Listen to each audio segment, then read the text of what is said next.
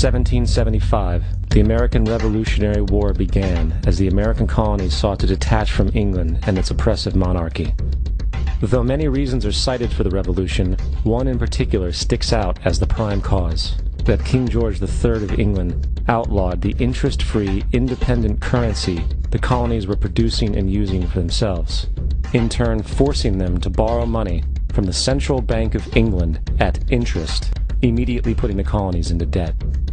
And as Benjamin Franklin later wrote, the refusal of King George III to allow the colonies to operate an honest money system which freed the ordinary man from the clutches of the money manipulators was probably the prime cause of the revolution.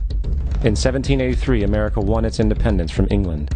However, its battle against the central bank concept and the corrupt, greed-filled men associated with it had just begun. So what is a central bank? A central bank is an institution that produces the currency of an entire nation. Based on historical precedent, two specific powers are inherent in central banking practice: the control of interest rates and the control of the money supply, or inflation. The central bank does not simply supply a government's economy with money, it loans it to them at interest. Then, through the use of increasing and decreasing the supply of money, the central bank regulates the value of the currency being issued. It is critical to understand that the entire structure of this system can only produce one thing in the long run: debt.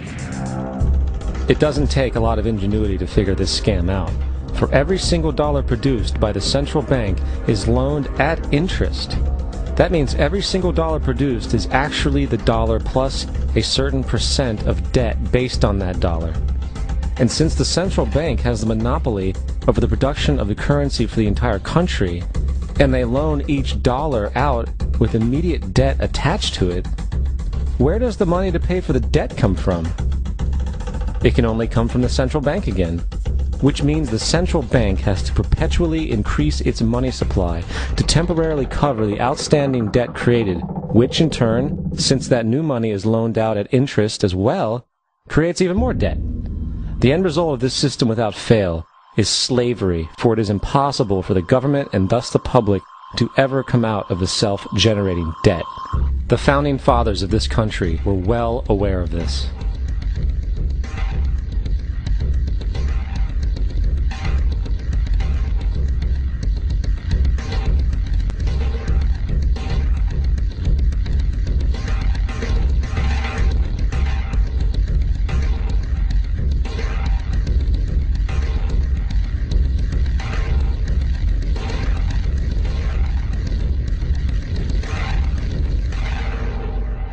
By the early 20th century, the U.S. had already implemented and removed a few central banking systems, which were swindled into place by ruthless banking interests.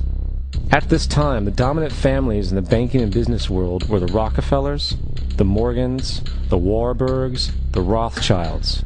And in the early 1900s, they sought to push once again legislation to create another central bank.